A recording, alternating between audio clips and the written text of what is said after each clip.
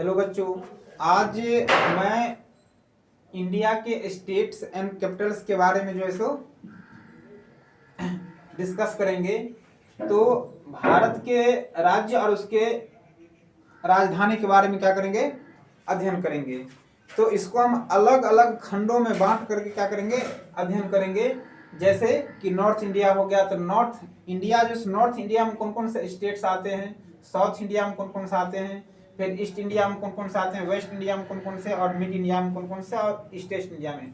मतलब इंडिया को हम 6 पार्ट्स में, अलग अलग 6 पार्ट्सों में टुकड़ा करके और उसके स्टेट्स एंड कैपिटल्स को क्या करेंगे, याद करेंगे। तो चलिए हम शुरू करते हैं। पहला है नॉर्थ इंडिया।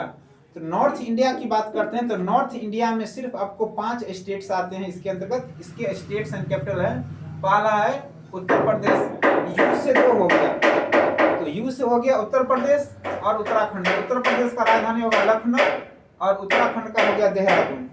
थर्ड में है पंजाब, फोर्थ में हरियाणा, तो पंजाब और हरियाणा का हो गया चंडीगढ़, और 5 में हिमाचल प्रदेश, तो हिमाचल प्रदेश का राजधानी हो गया शिमला। इस प्रकार से नॉर्थ इंडिया में ये 5 स्टेट्स आते हैं। सेकंड में बात करते हैं साउथ इंडिया। तो साउथ इंडिया की बात करते हैं दक्षिण भारत, तो इसमें टोटल 6 स्टेट्स आते हैं और 6 कौन कौन से हैं इसको हम स्टडी करते हैं। तो पहला है केरला। तो केरला की राजधानी तिरुवनंतपुरम है, कर्नाटका का हो गया बेंगलुरु, तमिलनाडु का चेन्नई, गोवा का पणजी, तेलंगाना का हैदराबाद और आंध्र प्रदेश का अमरावती। तो ये 6 जो स्टेट्स हैं, ये 6 साउथ इंडिया के अंतर्गत आते हैं, दक्षिण भारत के अंतर्गत आते हैं। और उसके बाद आता है थर्ड में ईस्ट इंडिया, मतलब पूर्वी भारत।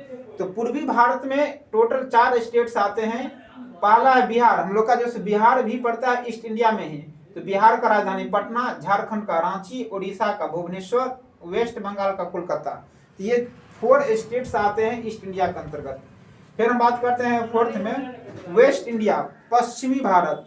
तो पश्चिमी भारत के अंतर्गत 3 स्टेट्स आते हैं। पहला है महाराष्ट्र, महाराष्ट्र का हो गया मुंबई, गुजरात का गांधीनगर, राजस्थान का जयपुर।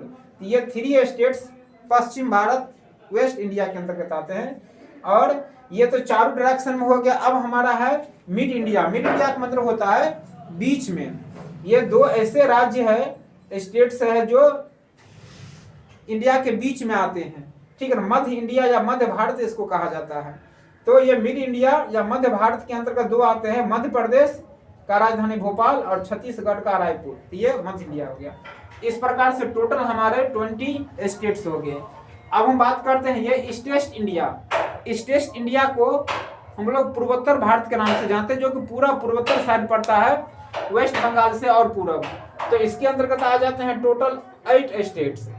जैसे पहला है असम का दिसपुर, एपी का मतलब होता है अरुणाचल प्रदेश, अरुणाचल प्रदेश का राजधानी हो गया ईटानगर। उसके बाद है मणिपुर, तो मणिपुर का राजधानी हो गया इम्फाल, मिजोरम का हो गया आइजवाल, मेघालय का शिलांग, नागालैंड का कोहिमा, त्रिपुरा का अगरतला।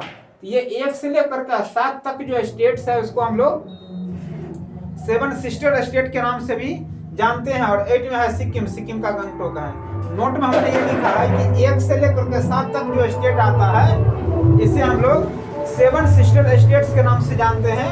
7 सिस्टर स्टेट्स में कौन कौन आ जाता है, असम, अरुणाचल प्रदेश, मणिपुर, मिजोरम, मेघालय, नागालैंड, त्रिपुरा। ये 1 से लेकर 7 तक जो 7 सिस्टर स्टेट्स के नाम से जाना जाता है। और ये टोटल 8 वजह से पूर्वोत्तर भारत। इस प्रकार से हमारा इंडिया में टोटल 28 स्टेट्स है।